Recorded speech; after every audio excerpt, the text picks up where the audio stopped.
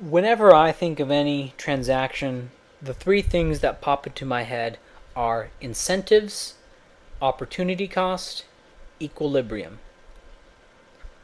If a grocery store owner wants to pay his workers 1 cent an hour, those workers will quit and find work elsewhere. The threat of the workers quitting forces the employer to pay higher wages, and an equilibrium is reached. Because by working at that store, the workers have an opportunity cost of working at somewhere else. And so the employer has an incentive to pay the workers a wage that will prevent the workers from going somewhere else. These equilibria are everywhere. As I started reading Austrian economics, I started to see the world as a matrix of equilibria.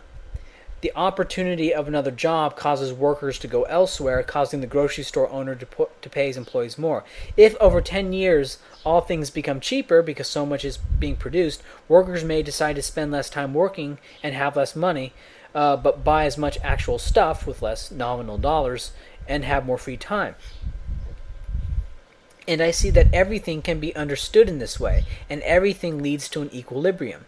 Even belief in God leads to an equilibrium between tithing and spending on everything else, and equilibriums over waging war are reached. It is impossible to escape this matrix of equilibria, this emergent order, and any attempt to do so leads to chaos, and the state is an attempt to escape the emergent order. But of course the very idea of a state is impossible, so I'm at a quandary. I said the state is an extortion racket, but now I'm saying it doesn't exist. Well, clearly the guns, the buildings, and the people who call themselves state, they're right there. Right? The cop is right there, so clearly he does exist. But the idea that something not a product of this matrix of equilibria can exist is definitionally false. It presumes something unregulated and non-deterministic. It assumes some agency with free will.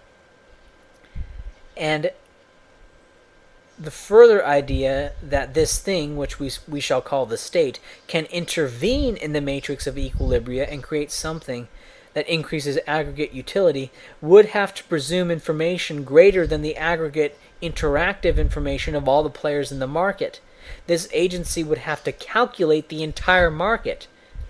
And if the state had less calculational power than the market it was attempting to calculate, it will fail.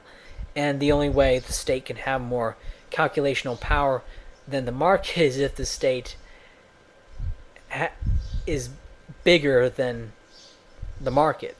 Much bigger, because it takes more than an atom to calculate the atom.